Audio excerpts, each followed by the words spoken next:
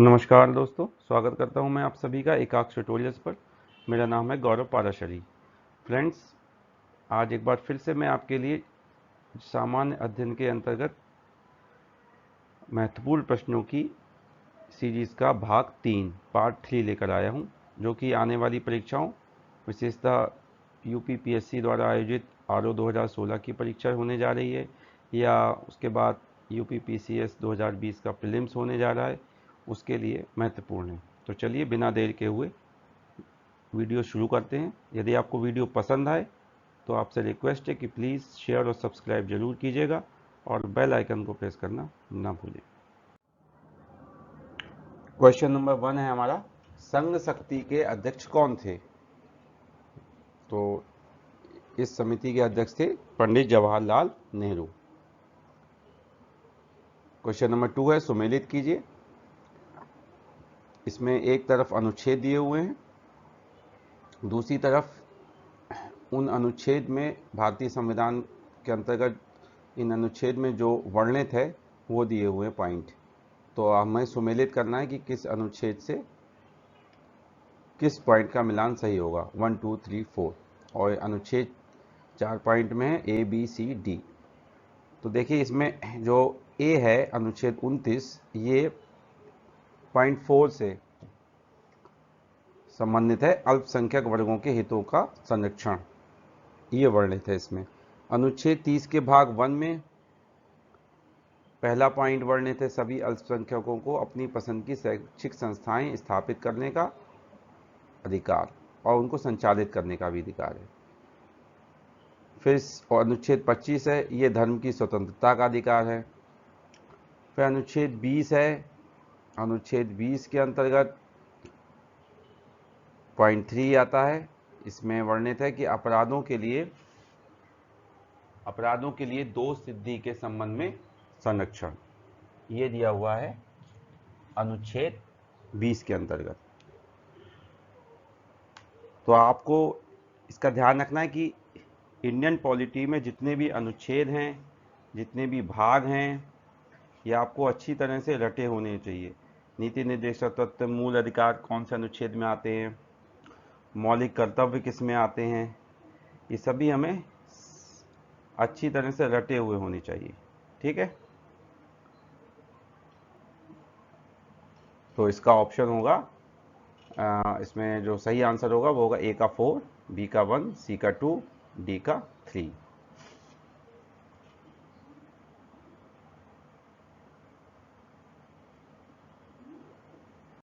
Question number 3, राष्ट्रगान संविधान सभा द्वारा कब आधिकारिक रूप से अंगीकृत किया गया? तो इसका सही उत्तर है 24 जनवरी 1950 को अंगीकृत किया गया। क्वेश्चन 4 है, संविधान सभा की पहली बैठक कब हुई? तो 9 दिसंबर 1946 को। क्वेश्चन नंबर 5, भारतीय संविधान का भाग 20 संबंधित है, किससे संबंधित है? ये भाग 20 की बात हो रही है। ठीक है, इसमें आप कंफ्यूज मत होना एग्जाम में। भाग 20, अनुच्छेद 20 अलग अलग चीजें। तो भाग 20 संबंधित है संविधान का संशोधन से। ये सभी पॉलिटी के प्रश्न हैं, इंडियन पॉलिटी के। अब ये साइंस का प्रश्न आ गया, हृदय से शरीर की ओर रक्त ले जाने वाली रक्त वाहिनियां क्या कहलाती हैं? तो धमनी कहते हैं। जो हृदय से शरीर की ओर रक्त ले जाती हैं उनको हम क्या कहते हैं? धमनी। क्वेश्चन नंबर 7 है, काकरापार परमाणु विद्युत गृह कहाँ स्थित है? तो यह सूरत में स्थित है, गुजरात राज्य में। क्वेश्चन नंबर 8 फिर साइंस है, यकृत में किस प्रोटीन का निर्माण होता है? तो फाइब्रिनोजेन का निर्माण होता है। ठीक है, यह विटामिन के साथ मिलकर रक्त का थक्का बनाने में सहयोग करता है, फाइब्रिनोजेन। क्वेश्चन नंबर 9, रक्त परिसंचरण की खोज किसके द्वारा की गई? तो विलियम हार्वे के द्वारा, वैज्ञानिक हैं ये, विलियम हार्वे।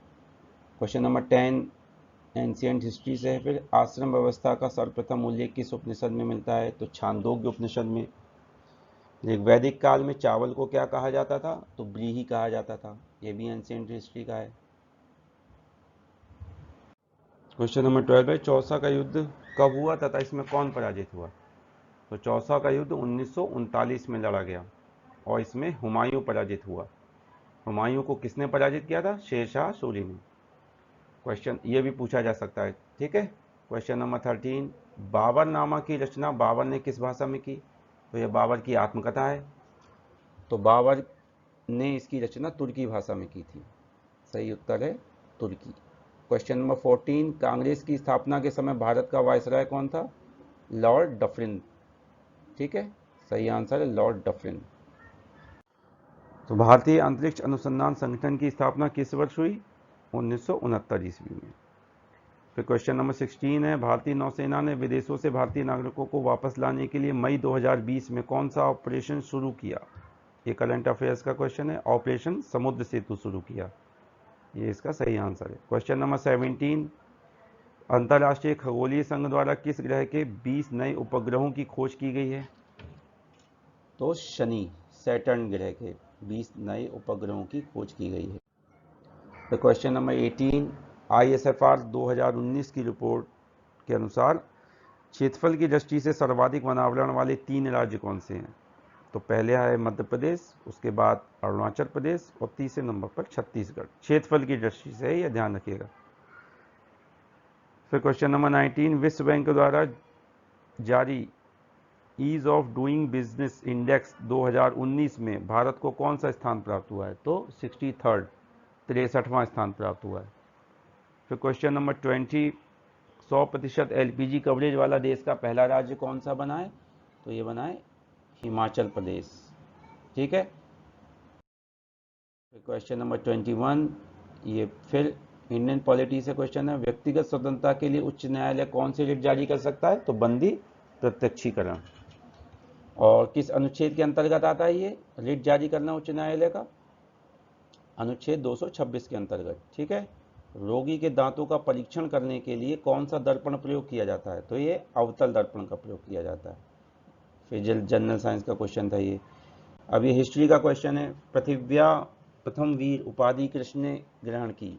तो ये समुद्रगुप्त ने, ठीक है, समुद्रगुप्त ने ग्रहण की थी। उसके बाद क्वेश्चन नंबर 24, जलवाष्प में संचित ऊष्मा किस प्रकार की होती है? तो वह ऊष्मा गुप्त ऊष्मा होती है, ठीक है। क्वेश्चन नंबर 25, किसी लिफ्ट में बैठे व्यक्ति को कब अपना भार अधिक मालूम पड़ेगा? तो इसका आंसर है जब लिफ्ट त्वरित गति से ऊपर जा रही हो, तब अपना भार अधिक मालूम होगा। तो फ्रेंड्स, ये महत्वपूर्ण 25 प्रश्न आपकी प्रैक्टिस के लिए मैं लेकर आया था। आप इनको याद कर लीजिए, रट लीजिए, 1 लाइनर क्वेश्चन आंसर हैं ये। और आने वाले RO 2016 एग्ज़ाम, UPPCS प्रीलिम्स के एग्ज़ाम के लिए अति महत्वपूर्ण है।